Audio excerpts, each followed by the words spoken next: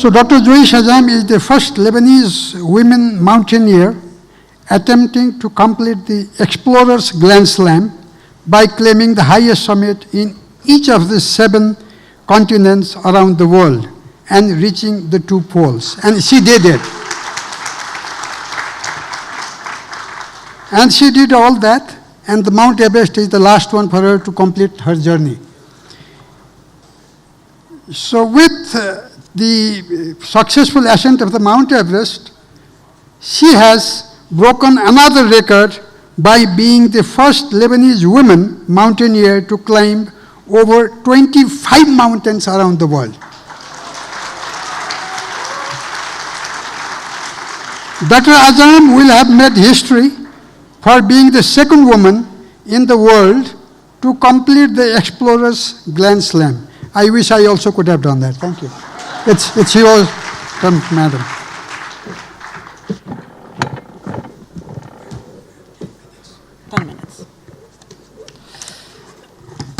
I will. Okay. Start. So, good afternoon, everyone. I will be light as a mountaineer and fast, hopefully, like I came back from Everest.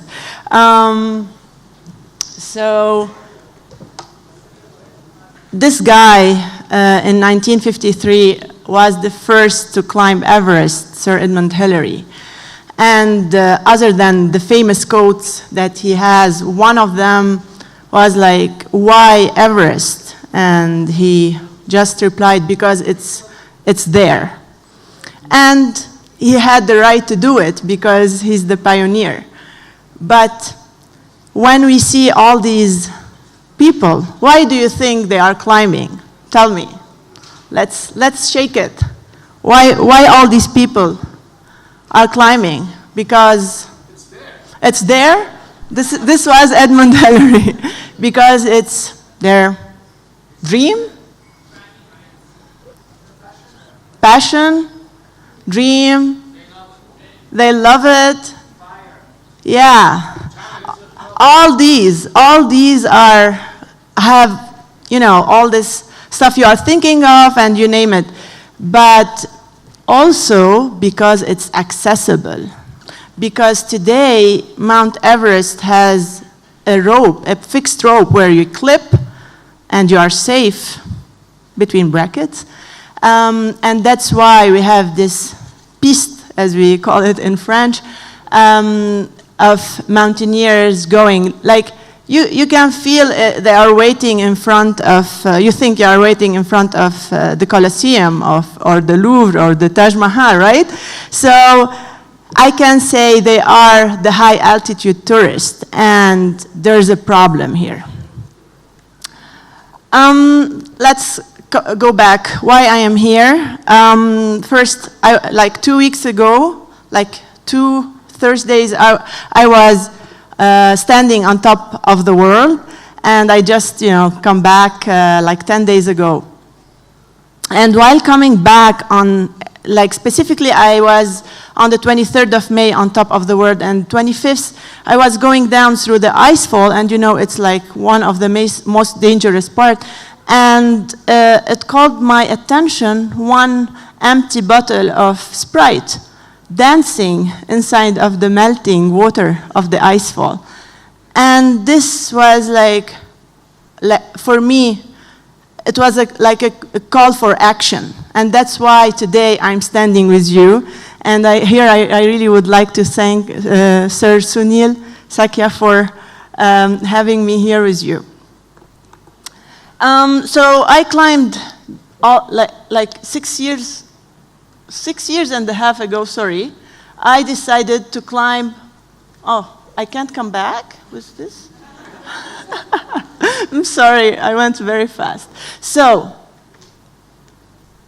6 years and a half ago, I put this map of the world, and I said, this is my dream, and I want to climb the highest summit in each continent. And I just did last week.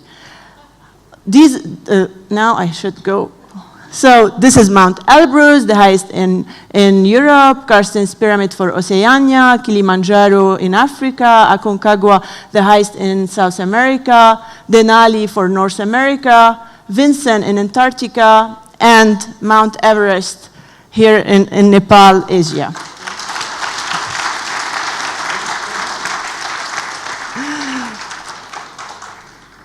So my other background is I have a PhD in landscape and environment. So I'm in between these two worlds of academically, and I go actually and climb these mountains and experience these landscapes. So I will just go through like a few, because we don't have a lot of time, the best practices I experienced on other mountains. Let's start with Denali, for example. They have a very, very well-preserved mountain and pristine landscape because they already have a management plan implanted, and like they are, for example, the waste. I will go really into small details just to make it more real as a climber. Zero waste. When you arrive to the mountain, they give you the wag bags and you have to bring them back. Or not, you will have a fine. You have to pay a fine. There's these regulations that make climbers do it, you know, and follow the guidelines. Aconcagua, the same. We pay the permit and we have to bring back all our waste. So, like, can you imagine at 6,000 meters after climbing the summit, you come back to Cholera camp and you have to bring all the waste with you.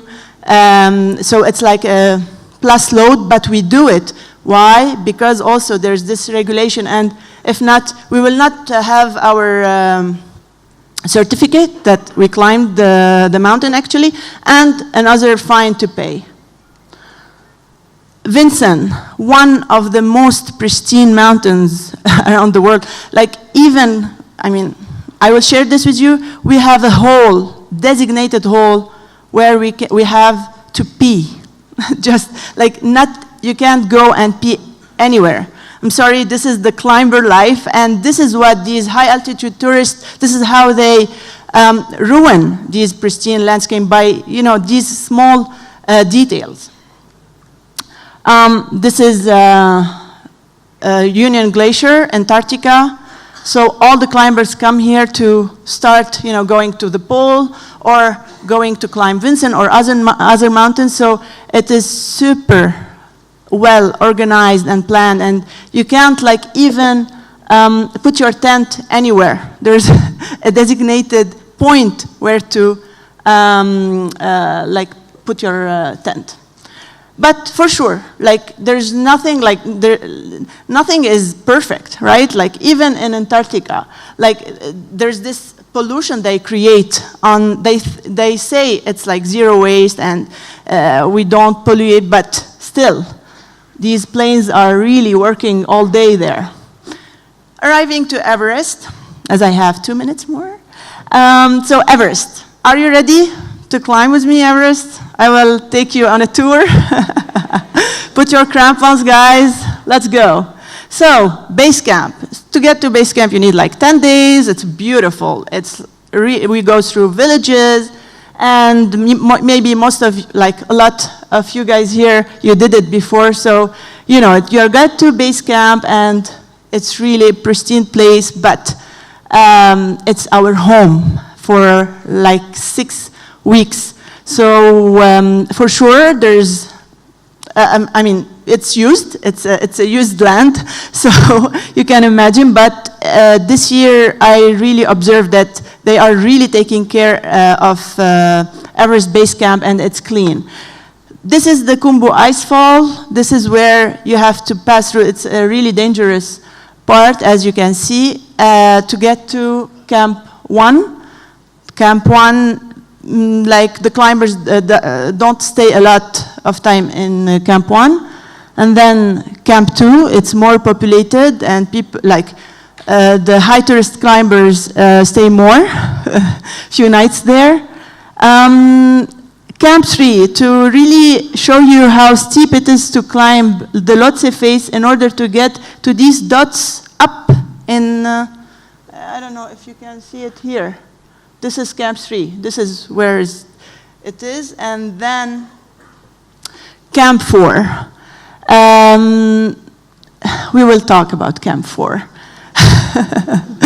Continuing to the summit, this is the summit ridge, and we are faced with reality. Everybody, I think, heard of what happened 10 days ago, 2 weeks ago. So what about this reality? What are you gonna do about it, right? I'm not here to just nag, but to think positively all together. Arriving to the summit, this is me taking a selfie. I couldn't really take the selfie with the summit. So this overcrowded Everest is really eliminating the uniqueness and the spiritual feeling you feel as a climber when you get to a summit. Honestly, I didn't. I was like, oh, there are a lot of crowd, and maybe on other smaller mountain I felt this, arriving to the summit. So we have to think about solution about this, what to do. Welcome to Camp 4. I will not stay a long time on, as you can see, there's a trash here. It was a shock for me. But let's go to the solutions. What to do? We as community, every one of us who's sitting here, media, specialists, climbers, Sherpas, I think every one of us should go and do something about it. In my opinion, there's 4 things we have to focus on. The access management, we have to create really a management plan for this. The climber experience, not accept any climber to climb Everest. For example, so I was accepted to Denali. I had to fill 4 or 5 applications to climb Denali in North America and Alaska. It wasn't the case for Everest. Training and awareness for the climbers, the guides, and the Sherpas for how to protect and come back with their waste, zero waste, and protect the mountain. And for sure, self-responsibility. I will go fast through this. There's a lot of declaration about this, and we can, work as an international community on this, but it's not being implemented.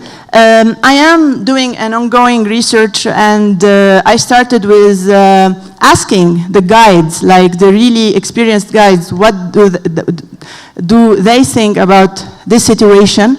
And actually, one of the really positive things that few years ago, base camp was, there was more trash at the base camp than today. For example, just to go more positive. So there's some work is going, and the Sherpas are really cleaning as much as they can. So when we talk about responsibility, I am taking the responsibility. You remember that bottle of empty Sprite called me to create an initiative to clean Camp 2 and 4 next year. So I started to look for help, and the help of each one of you would be great. You can, we can talk after the presentation. So the plan is to come back next year with a plan and clean Camp 2 and Camp 4. And I will leave you with this quote, Buddha. Pay no attention to the faults of others, things done or left undone by others. Consider only what by oneself is done or left undone. Thank you very much.